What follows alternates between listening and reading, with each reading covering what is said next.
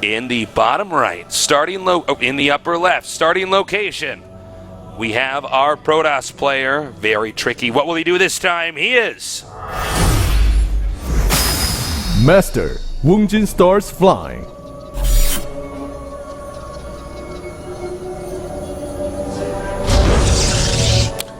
his opponent in the bottom right. A lesser known, but that may change if he gets out of this group today. He is Master CJ Antus Bbyong. What's up, Artie? How you doing, man? I'm doing good. I'm excited to... You're doing good? Yeah, You're doing good now? Oh, yeah. I'm pretty excited, actually, to call wrong everything flying is doing, because it'll look like something that other Protosses do, and then it won't be. So I'm really excited about that part. Do my best, Stasis. All right, all right. So you think that flying's still going to win, though, right? Yeah, I give the edge to flying, but not by a great deal. If Bbyong wins this, I'm not super surprised. Yeah, well, I mean, Bbyong is very good. Yeah. There's not a lot of hype around Bbyong, though. That's the truth, man. Certainly not yet, but this is his chance, Tasteless. You got to start somewhere. That's true. Not everyone is born a Tasteless. No, not everybody's born a tasteless, Sartosis. In fact, there was only one of those ever. Maybe two. I've heard that Caesar was a Tasteless when he was born. Are you going to Julius Caesar me? All right, well, Artosis, I think that there's going to be a little bit of downtime till the cybernetics core finishes, so go ahead and talk to me. Well, because we got to wait for the tech to be there before we can call what they're going to do. That is for sure. Well, let's see. When's the last time we actually casted here? Because I think I already talked to you about a lot of stuff last Saturday. We casted Saturday, but that was World of Tanks. Yeah. And then we casted, okay, I like this, Engineering Bay down here. This is going to deny the Zerg from making a hatchery over here. Or the Protoss from making a Nexus. Protoss, I'm sorry. I was thinking about that last game. No, that's fine. But he scouts it right away. Now, the combination of Reaper plus eBay is really nice. In fact, that probe should have... Well, I guess it's not bad to chase the SCV, but basically you want to get them to stop making the eBay. It has so many hit points you need a Zealot down there attacking it, really. Yeah, it's really problematic once that gets set up. It really punishes the Protoss if they didn't get a unit out right away. Yeah, and he was making a Zealot and then canceled, which is a very common tactic for Protoss, just in case they're being rushed. But in this case... Oh my god, the Reaper can get the probe. This is really slowing him down, though. Yeah, this is a great start here. Oh man. And now he can get inside the main. The Stalker will pop right out, though. Yeah, it'll get him. But he's going to see everything, and it's going to be exactly what you would expect, right? The late second gas that was forced by the eBay.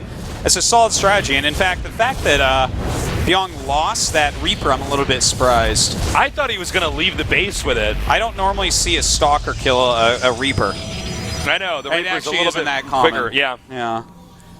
Feels a lot quicker, I have to tell you, Tasteless. Yeah, Feels especially when you're playing Protoss. Yeah. Well, all right, well, the Stalker's going to go ahead and move out. And we have a robotics facility coming up after the expand here. This is very standard stuff here from flying so far. Certainly. It's just a little bit slower on the Nexus than it could have been, which, you know, it's painful, but it's not like a complete game changer. It's just a small advantage that Bbyong has gotten. But by killing the Reaper, he's not going to feel as bad about it. If the Reaper's still on the map, it's a little bit... Well, yeah, when the Reaper's in the map still, then they can run into your base and you can get scouted and then everything's ruined. But if you take out that Reaper, you know, they at least have to make one more, which is going to slow down everything else they're doing. And in this case, he did not make one more. Yeah, I'm not too surprised either. I mean, they do take a long time, as you said. So. Yeah. May as well just get those Marines out, because you never know. He could do something like throw down a Stargate, or, you know, if we're making a Reaper and not Marines, what are you going to do against an Oracle? And, yeah, exactly. You know, what if they just attack you? A Reaper's not good defensively, only good for scouting. All right, well, the probes are perfectly timed out, and they're transferred to come over here. Terran, just getting the additional barracks up. The Forge about to finish here for the Protoss. We should be seeing armor very soon. Yep, should be seeing armor in just a matter of seconds here. Now, will he throw up a Twilight Council right away? Or will he go into Colossus Tech? That is the next question. And that's a couple really quick gases. Yeah, that really is. I'm almost feeling like we could end up seeing some sort of Colossus all in, but it could be a rush into High Templars as well. You know, it could be the Colossus all-in because even though the Nexus is late, the Colossus all-in is not really that much later. No, in fact, it's Robo's normal time. Yeah, the Robo's a normal time, so that actually could be a really smart idea. But instead, he's going to get a Warp Prism. Okay. Which Warp Prism Harass will also still be the normal timing, despite the Nexus being late. Yeah.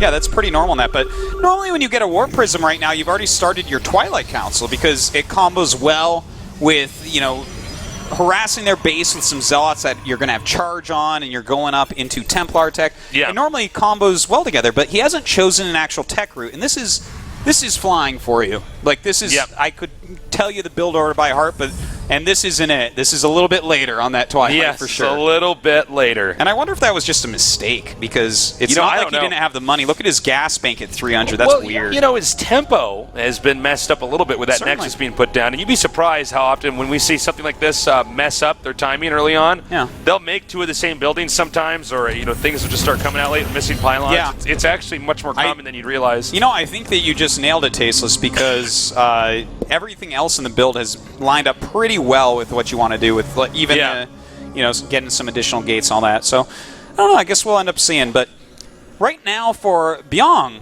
everything looks very normal, very standard, and this is like the bread and butter TVP build right now. You know, you get your couple reactors up, you get your stim and combat shields quite quickly, you get your reactor medevacs out, and you get +1 as quickly as you possibly can. Now, he already got that, and he's getting his +1 armor, but basically his harassment's going to be very strong against someone who has no splash damage.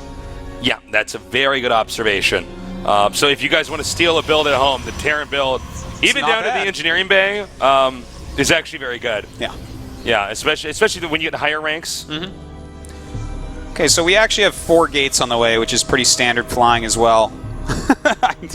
We'll see what he ends up doing with it in Templar Archives. Okay. Drop at 2 locations. He could get this pylon here. This is going to get the army out of position here for this other army in the front to attack.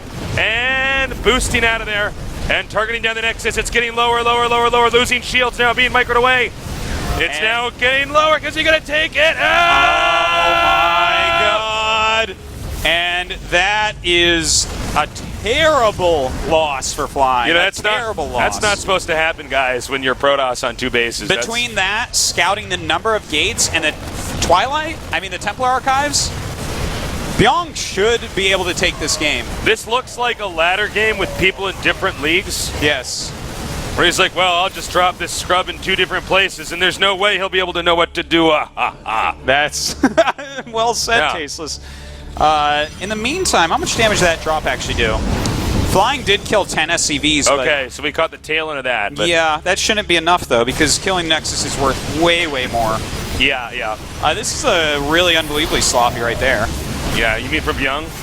Yeah, to lose 2 medevacs. What is this stuff like doing out there? Then Flying's losing an observer. This is a bumpy game right now. This is a bumpy game. Yeah. It's a good. I tell you what, the suspension already fell out of this car. Yeah.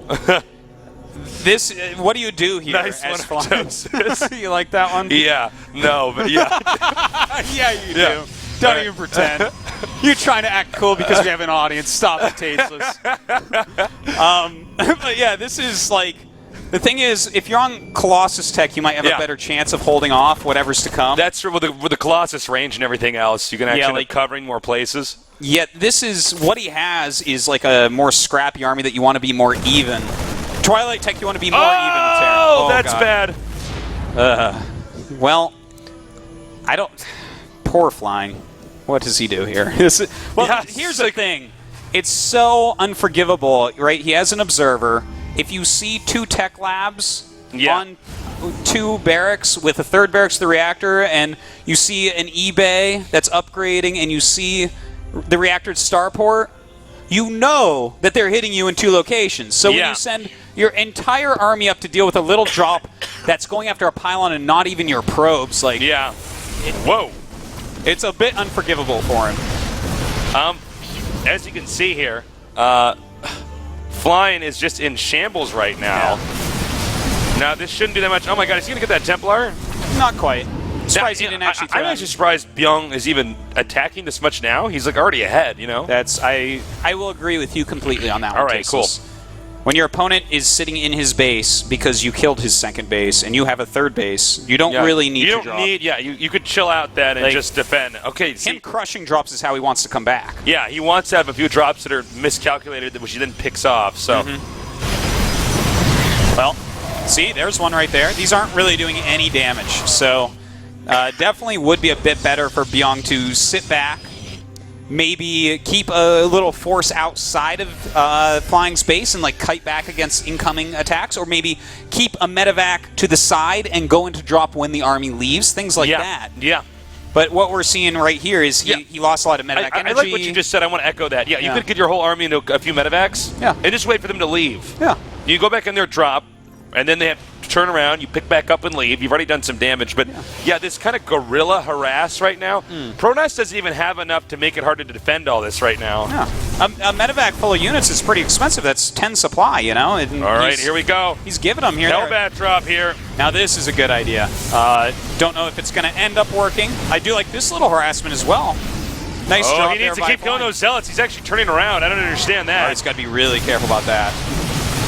All right, he's barely taking that out. And you know what? Flying has now killed 22 SCVs. Flying's he's doing a good great job. Yeah, absolutely. Bbyong, though, definitely still with a big supply lead right now. He is getting his ghosts out to go with those Hellbats. And just now, we do see Colossus Tech being created for Flying, and he needs that so badly against. I think not even does he need that. I think he needed that. Yeah, it would be while nice. ago. It would have helped out a lot in this situation. I will agree with you, Tasos, because Ghost Hellbat is going to be pretty good against Charge Lot. Well, the Hellbats take care of the Charge Lot right away. The Ghosts just counter the Templars. Yeah, you need those Marauder things. Colossus I heard out. that they can stim and they have concussive shells. No, they don't. Don't be silly. That's a story old Non used to tell. That's not actually true. Yes, it is. She told that to bad boys who didn't want to go to sleep at night. That's right, yeah. The Marauder's going to come with his concussive shell and stim. No! A nice little harassment coming off to the side. Is he going to get the command center? That's actually going to be pretty big. He may. No, if he targeted it with all three, he could have. Yeah. But, he's killing SCVs off, and that's actually a little bit more important. Okay, so this is a nice little drop trying to get Flying out of position, but he's not getting out of position. I love the preemptive force fields to just zone out the army for a moment so he can move around. Flying's playing a great game at this point. He made some blunders early on, but he's doing like everything he really needs to do to start coming back. And he's starting to come back. He is. He's starting to come back. Which double underlines that point. How about that? Well, he is, though, Bbyong is doing a good job of keeping the economy, not developing as fast as... Oh, my God. We got another Nexus snipe here. Oh, his army is still going to the left. Well, that's painful. There was a drop going on in the main base, which is what Flying had to be looking at there. Oh, Bbyong saw that moment. He's going to try to retreat. That is EMP's nice coming down right now. Good force fields as well. Just perfect battle control here for Flying.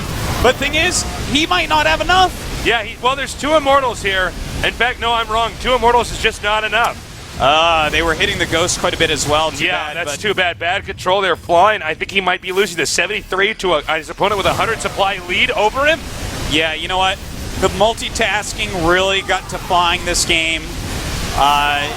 A little bit too much, man. He did a good job starting to come back, but the game now definitely over. That's going to be it, man. GG. Wow. It was a bumpy game at the start. The boat was a little bit rocky. It truly was. A lot of mistakes made, a lot of blunders Bbyong may be overextending a little bit when he had that big lead, which was allowing Flying to come back, but luckily for him, Flying just kind of starts to fall apart against good multitasking. You drop a few locations and Flying doesn't quite know what to do. Yeah, it was funny because usually in 2 base versus 2 base, when you're with the top 32 players in the world right now, and you got... just dropping in 2 locations, that's not advanced StarCraft 2. That's actually pretty simple stuff. Yet Flying lost that and could not, get a lead again. Certainly.